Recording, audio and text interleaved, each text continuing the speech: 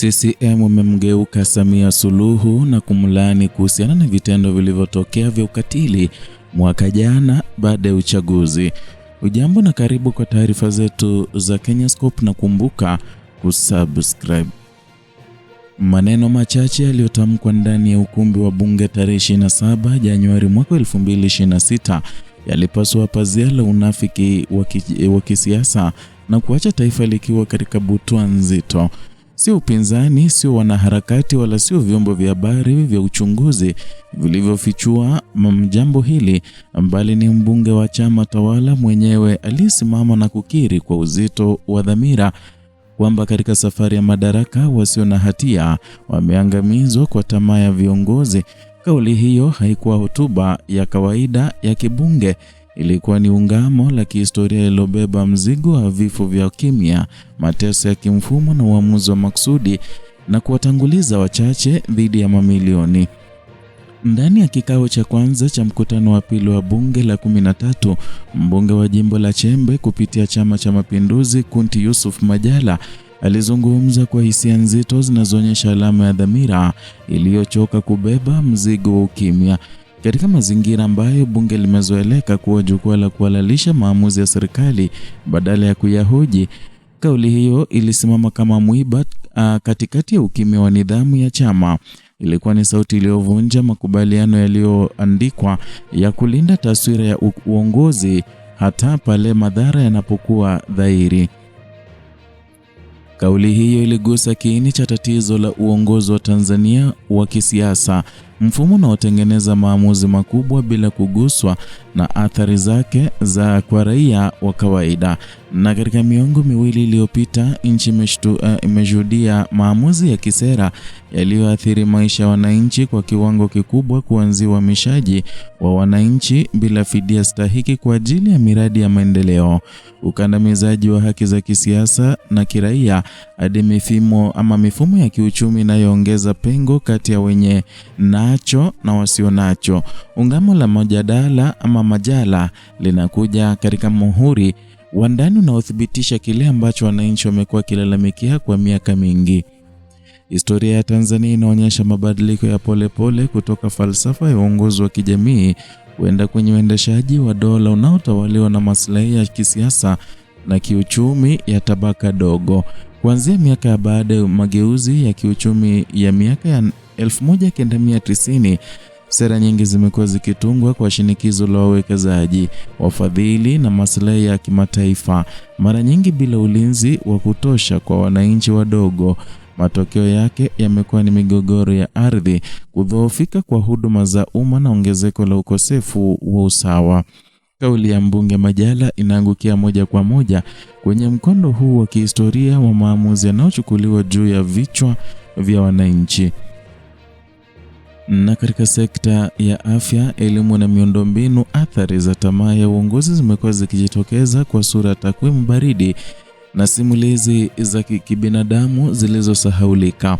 Hospitali zisizo na vifaa, shule zenye uhaba wa walimu na miradi mikubwa inayogharimu mabilioni bila uwajibikaji wa wazi ni matokeo ya vipaumbele vinavyopotoka.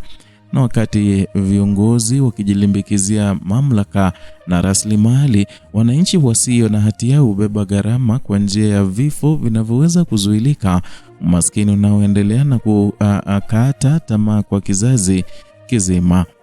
Mazingira ya kisiasa yanayomruhusu mbunge wa chama tawala kutoa kauli kama hiyo yanaonyesha pia mgawanyiko wa ndani unaoanza kujitokeza katika mfumo wa CCM.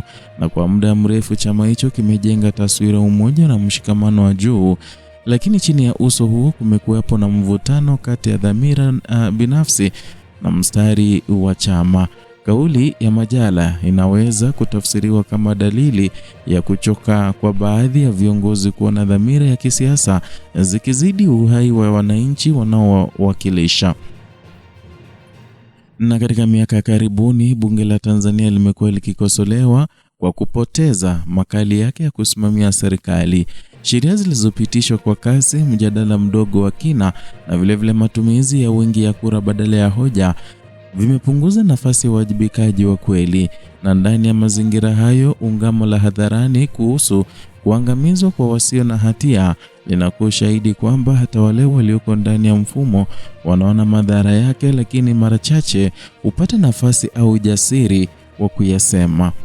Athari za kauli hizo hazipo tu ndani ya kuta za bunge. Katika ngazi za kikanda na kimataifa, Tanzania imekuwa ikifuatiliwa kwa karibu na jumuiya ya haki za binadamu, wafadhili wa maendeleo na taasisi za kikanda za Afrika Mashariki. Ripoti mbalimbali zimewahi kuonyesha wasiwasi kuhusu mwenendo wa kisiasa, uhuru wa kiraia na uwazi wa matumizi ya rasilimali. Kauli ya mbunge wa chama tawala inatoa ushahidi wa ndani unaoweza kuimarisha wasiwasi huo na kuibua maswali makubwa kuhusu uhalali wa simulizi rasmi za maendeleo. Na kwa wananchi, kauli hii ni uthibitisho wa kile ambacho wamekuwa wakihisi kwa muda mrefu bila kuthibitishwa na sauti kutoka juu. Ni ushahidi kwamba mateso yao si ajali, bali ni matokeo ya mfululizo wa maamuzi yanayoongozwa na tamaa ya madaraka na maslahi binafsi. Ni pia kumbukumbu kwamba uwajibikaji wa kisiasa hauwezi kuachwa mikononi mwa viongozi pekee, bali unahitaji shinikizo endelevu kutoka kwa jamii yenye ufahamu na ujasiri. Mbunge Majala, kwa kusimama na kuzungumza kwa namna hiyo, ameweka kumbukumbu ambayo haiwezi kufutwa kirahisi. Haijalishi kauli hiyo itapokelewa vipi ndani ya chama chake au katika mihimili mingine ya dola, tayari imeingia kwenye historia ya mijadala ya kisiasa nchini, na ni kauli inayobeba uzito wa maamuzi yaliyopita, lakini pia mzigo wa mustakabali ambao bado haujaandikwa. Mustakabali wa Tanzania unategemea iwapo jamii itaamua kuchukua ungamo hili kama habari siku moja au kama ishara ya hatari inayohitaji mabadiliko ya kina. Ukimya, hofu na kuzoea uovu wa kimfumo vimekuwa mbolea ya kuendeleza maamuzi yanayogharimu wasio na hatia. Na kila kauli ya aina hii inapouzwa, ujumbe unatumwa ni kwamba maisha ya wananchi yanaweza kubadilishwa kuwa takwimu zisizo na sauti. Kauli ya Kunti Yusuf Majala inabaki kuwa kengele nzito inayolia katikati ya mfumo unaopenda utulivu wa uongo kuliko kweli unaoumiza. Na kama itasikilizwa, basi historia itaikumbuka kama onyo lililopuuzwa, na kama itachukuliwa kwa uzito, basi inaweza kuwa mwanzo wa mchakato wa kujitathmini kitaifa kuhusu maana ya uongozi, dhamana ya madaraka na thamani ya maisha ya Mtanzania wa kawaida. Katika njia hiyo panda au shuka, taifa linakabiliwa na uchaguzi wa kimya kuendelea mbele ya ikiwa limefunika damu ya wasio na hatia, au kusimama na kukiri kwamba gharama ya tamaa imekuwa kubwa kuliko tulivyokuwa tayari kukubali. Ni hayo tuliyokuandalia kutoka hapa Kenyascope, channel yako pendwa na kukuletea taarifa hizi pamoja na zingine kwa kina bila kupindisha. Zidi kutupa support yako kwa kusubscribe, kulike na kushare video zetu ili tuweze kuwafikia ndugu, jamaa na marafiki wote ambao hawajapokea taarifa hizi.